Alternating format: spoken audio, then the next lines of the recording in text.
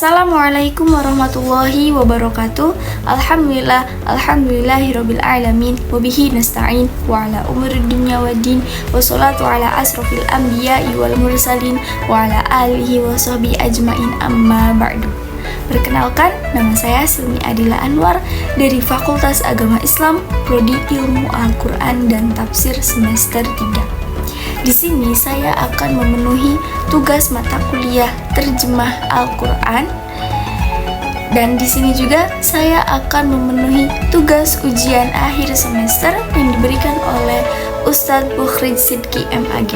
Di sini saya akan membawakan judul video yaitu terjemah dalam Al-Quran. Nah, sebelumnya kita akan membahas apa itu terjemah. Nah, terjemah ini adalah upaya menerjemahkan makna-makna yang terkandung dalam Al-Quran dari bahasa Arab ke bahasa yang lain. Karena Al-Quran adalah salah satu wahyu yang diturunkan menggunakan bahasa Arab. Jadi tujuannya ada terjemahan ini adalah untuk memudahkan orang-orang yang tidak fasih dalam berbahasa Arab. Namun pada terjemahan ini tidak mengandung makna-makna yang lain. Jadi dalam penerjemahan ini itu benar-benar teks asli. Kan misalkan dalam Al-Quran itu banyak makna-makna yang tersembunyi gitu.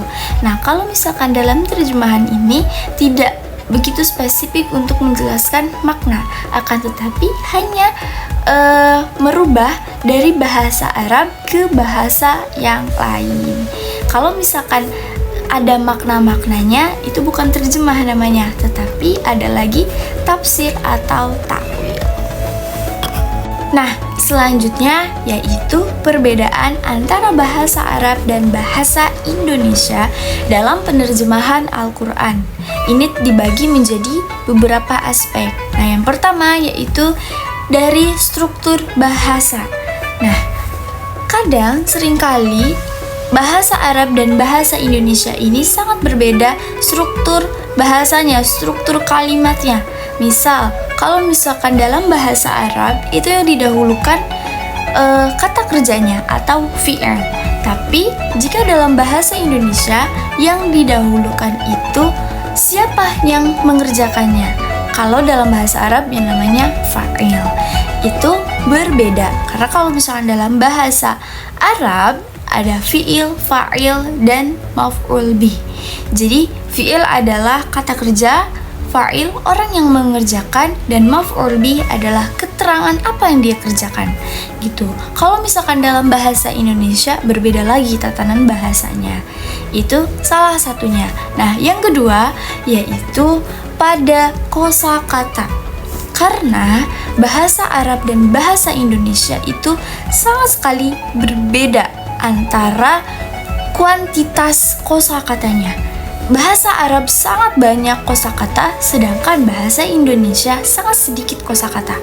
Misal, dalam arti manusia. Jika dalam bahasa Arab, manusia banyak sekali diartikan, seperti yang kita ketahui dalam Al-Quran. Arti manusia antara lain yaitu al-bashar, an-nas, dan lain-lain banyak. Jadi, dari situ saja sudah terlihat seberapa banyaknya kosakata dalam bahasa Arab. Itu perbedaan yang kedua. Selanjutnya yaitu pada nuansa budaya. Karena bahasa Arab dan bahasa Indonesia mempunyai budaya yang berbeda dan mempunyai budayanya masing-masing. Bagaimana kita harus menyesuaikan budaya-budaya tersebut agar tidak terjadi kesalahpahaman dalam menerjemahkan Al-Quran. Nah, yang terakhir pada perbedaan ini adalah kesulitan dalam menerjemahkan. Karena kita sudah ketahui bahwa menerjemahkan Al-Quran itu mempunyai kesulitan tersendiri. Karena dalam bahasanya itu terkandung makna-makna yang tersembunyi.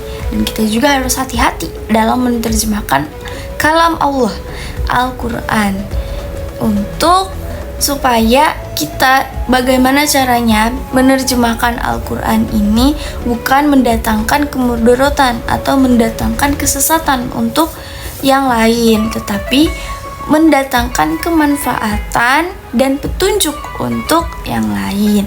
Jadi kita harus berhati-hati sekali dalam menerjemahkan Al-Quran, mau dalam bahasa Indonesia atau bahasa Arab. Nah, kita sudah membahas apa itu terjemah dan apa saja perbedaan terjemahan Al-Quran dalam bahasa Arab dan bahasa Indonesia. Selanjutnya kita akan masuk ke dalam apa saja sih yang harus dimiliki oleh ahli terjemahan Al-Quran. Ini juga dibagi menjadi beberapa aspek dan beberapa syarat yang harus dipenuhi oleh ahli penerjemahan dalam Al-Quran. Yang pertama yaitu harus menguasai bahasa Arab dan harus paham bahasa Arab, nahwu dan sorofnya. Tentunya dia harus benar-benar paham sekali dalam bahasa Arab karena Al-Quran itu semuanya terdiri dalam bahasa Arab. Jadi kita juga harus memenuhi kriteria tersebut agar mudah untuk menerjemahkan Al-Quran. Nah, yang kedua, ahli terjemah juga harus menguasai tafsir. Walaupun pada terjemahan tidak semuanya diterterakan makna-makna yang tersembunyi di dalam Al-Quran tersebut atau tafsir-tafsirnya, karena sudah kita ketahui bahwa terjemahan itu hanya memindahkan bahasa Arab ke bahasa yang lain, tidak dengan makna-maknanya. Akan tetapi seorang ahli terjemah juga walaupun hanya memindahkan bahasa Arab ke bahasa yang lain, kita harus memahami apa itu tafsir karena agar tidak salah mengartikan dalam bahasa Arab ke bahasa yang lain. Karena kita ketahui bahwa bahasa Arab pasti sudah mempunyai dalam setiap katanya itu ada makna-makna yang tersembunyi. Nah, itu harus diketahui oleh oleh ahli terjemah. Jadi, kita sebelum menerjemahkan Al-Quran, sebelum menentukan bahasa Arab ke bahasa yang lainnya, itu harus mengetahui dulu apa kandungan yang tersembunyi di dalam makna tersebut. Jadi kita harus menguasai tafsirnya. Selanjutnya, seorang penerjemah juga harus mempunyai keterampilan dalam bahasa target. Misalkan bahasa dalam Al-Quran bahasa Arab, kita akan terjemahkan ke dalam bahasa apa? Nah, itu adalah bahasa target. Misalnya kita akan menerjemahkannya ke dalam bahasa Indonesia, maka kita harus menguasai apa saja makna-makna yang ada dalam bahasa Indonesia. Lalu, yang selanjutnya lagi, apa saja yang harus dimiliki oleh seorang ahli terjemah? Yaitu kita harus memahami asbabun nuzul pada ayat tersebut agar untuk menghindari kesalahpahaman atau salah dalam menerjemahkan Al-Quran. Dan ini juga bisa membantu seorang ahli terjemah untuk menerjemahkan Al-Quran dengan benar. Dan selanjutnya, seorang ahli penerjemah juga dia harus teliti dalam menerjemahkan Al-Quran karena agar tidak ada kesalah penerjemahan di dalam Al-Quran. Jadi seorang penerjemah harus teliti menerjemahkan Al-Quran dengan ilmu yang dia punya.